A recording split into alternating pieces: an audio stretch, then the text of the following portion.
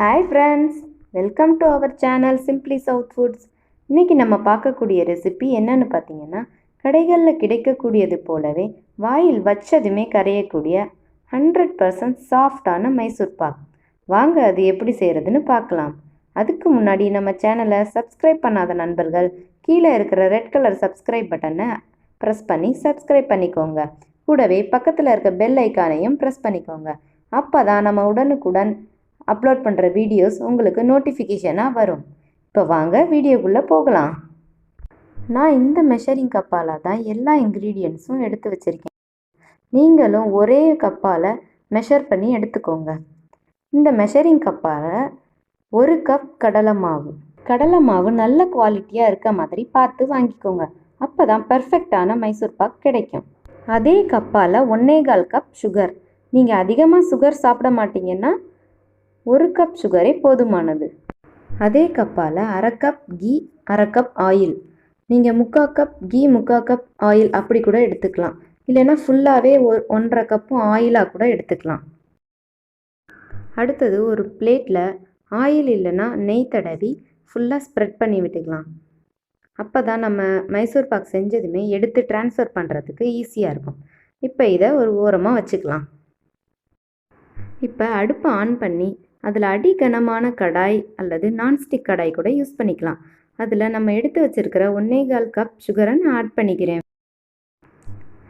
சர்க்கரை ஆட் பண்ணதுக்கப்புறம் அதில் ஒரு 1/2 டம்ளர் அளவுக்கு தண்ணி ஊற்றிக்கிறேன். சர்க்கரை மூழ்கிற அளவுக்கு தண்ணி இருந்தால் மட்டும் போதும்.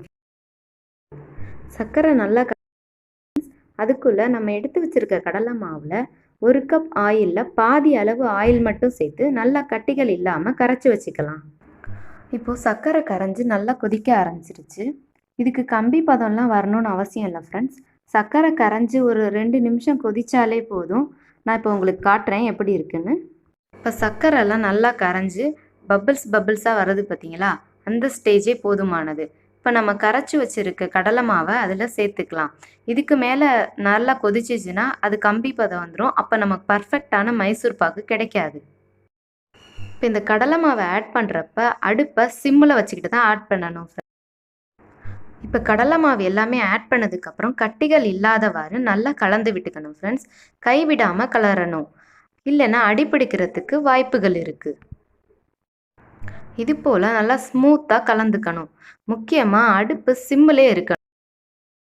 இது மாதிரி நம்ம கலந்துக்கிட்டே இருக்கிறப்பே கடலை மாவு நல்லா வெந்து கெட்டிப்பட ஆரம்பிக்கும் ஃப்ரெண்ட்ஸ். நல்லா இது மாதிரி பபிள்ஸாக வர்றப்ப நம்ம எடுத்து வச்சுருக்கிற பாதி ஆயில் இருக்கும்ல, அதுலேருந்து கொஞ்சம் கொஞ்சமாக இதில் ஆட் பண்ணிக்கணும். நம்ம எடுத்து வச்சுருந்த 1 கப் ஆயிலை ஏற்கனவே கடலை மாவு கரைக்கிறதுக்கு 1/2 கப் யூஸ் பண்ணிட்டோம். இப்போ மீதி இருக்க 1/2 கப் ஆயிலில் 3 பங்காக பிரித்து கொஞ்சம் கொஞ்சமாக ஆட் பண்ணி நான் நல்லா மிக்ஸ் பண்ணிக்க போகிறேன். ஆயில் ஆட் பண்ணதும் நல்லா கைவிடாமல் கிளறிக்கிட்டே இருக்கணும். நம்ம நல்லா கிளற நம்ம ஊற்றின ஆயில் எல்லாம் கடலை மாவு நல்லா அப்சர்வ் பண்ணிக்கும். அப்சர்வ் பண்ணதுக்கு அப்புறம் தான் அடுத்து நம்ம ஆயிலை ஆட் பண்ணணும். இந்த ப்ராசஸ் எல்லாம் பண்ணுறப்ப அடுப்பு சிம்மிலே இருக்கணும் ஃப்ரெண்ட்ஸ். அதுதான் ரொம்ப முக்கியம். இல்லைன்னா கண்டிப்பாக அடிப்பிடிக்க வாய்ப்புகள் இருக்குது.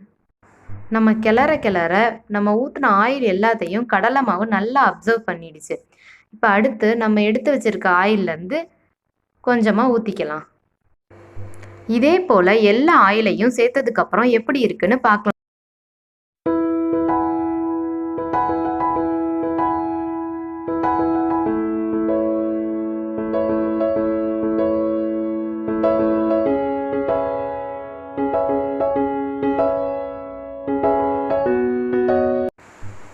ஆயில் எல்லாம் ஊற்றுனதுக்கப்புறம் நம்ம எடுத்து வச்சுருக்கிற 1/2 கப் நெய்யை கொஞ்சம் கொஞ்சமாக ஊற்றி நல்லா மிக்ஸ் பண்ணிக்கலாம்.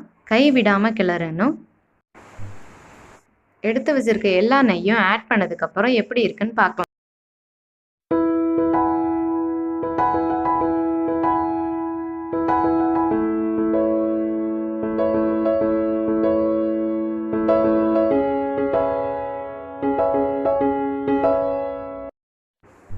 இப்போ எல்லா நெய்யுமே ஆட் பண்ணியாச்சு. பாருங்கள், நல்லா கடாயில் ஒட்டாமல் வருது பாருங்கள். நல்லா லேயராக வருது பாருங்கள். கடலை மாவு வெந்ததும் நல்லா மைசூர் பாக்கோட வாசனை நல்லா வருது. இப்போ இந்த ஸ்டேஜில் நம்ம கிரீஸ் பண்ணி வச்சுருக்க பிளேட்டுக்கு ட்ரான்ஸ்ஃபர் பண்ணிடலாம். இந்த ரெசிபி ரொம்ப அருமையாக இருக்கும். நீங்களும் ட்ரை பண்ணி பாருங்கள். ட்ரை பண்ணிவிட்டு எப்படி இருந்துச்சுன்னு கீழே கமெண்ட்டில் சொல்லுங்கள். மறக்காமல் நம்ம சேனலை சப்ஸ்கிரைப் பண்ணிக்கோங்க. இப்போ நான் மைசூர் பாக்கை க்ரீஸ் பண்ணி வச்சுருந்த பிளேட்டுக்கு ட்ரான்ஸ்ஃபர் பண்ணிட்டேன். இது மாதிரி ஒரு ஸ்பூனோ ஒரு கத்தியோ வச்சு நல்லா லெவல் பண்ணிக்கோங்க. ஸ்பூனில் நான் ஒட்டுற மாதிரி இருந்துச்சுன்னா கொஞ்சம் நெய்யோ இல்லை ஆயிலோ அப்ளை பண்ணிவிட்டு இது மாதிரி நல்லா சமப்படுத்திக்கணும். ஒரு 30 நிமிஷம் இல்லை 45 நிமிஷம் நல்லா ஆறணும் ஃப்ரெண்ட்ஸ். அதுக்கப்புறம் தான் பீஸ் போட முடியும். பீஸ் போட்டுட்டு எப்படி இருக்குன்னு பார்க்கலாம். இப்போ நல்லா ஆறுனதும் துண்டுகள் போட்டாச்சு. பாருங்கள் எவ்வளோ அருமையாக இருக்குது. கடைகளில் கிடைக்கக்கூடியது மாதிரியே சாஃப்டான மைசூர் பாக் ரெடி. நம்ம 1 கப் கடலை மாவு தான் போட்டோம். அதுக்கு இவ்வளோ மைசூர் பாக்குகள் வந்திருக்குது. பார்க்குறதுக்கே ரொம்ப அருமையாக இருக்குது. ரொம்ப ரொம்ப சாஃப்டாக இருக்குது. பாருங்கள் எவ்வளோ சாஃப்டாக இருக்குதுன்னு பாருங்கள். நீங்களும் இந்த ரெசிபியை உங்கள் வீட்டில் ட்ரை பண்ணி பாருங்கள். எப்படி இருந்துச்சுன்னு கீழே கமெண்ட் பண்ணுங்கள். லைக் பண்ணுங்கள், ஷேர் பண்ணுங்கள். மறக்காமல் சப்ஸ்கிரைப் பண்ணிக்கோங்க. பக்கத்தில் இருக்க பெல் ஐக்கானையும் கிளிக் பண்ணிக்கோங்க. அப்போ தான் டெய்லி நாங்கள் போடுற வீடியோஸ் உங்களுக்கு நோட்டிஃபிகேஷன்ஸாக வரும். Thank you friends.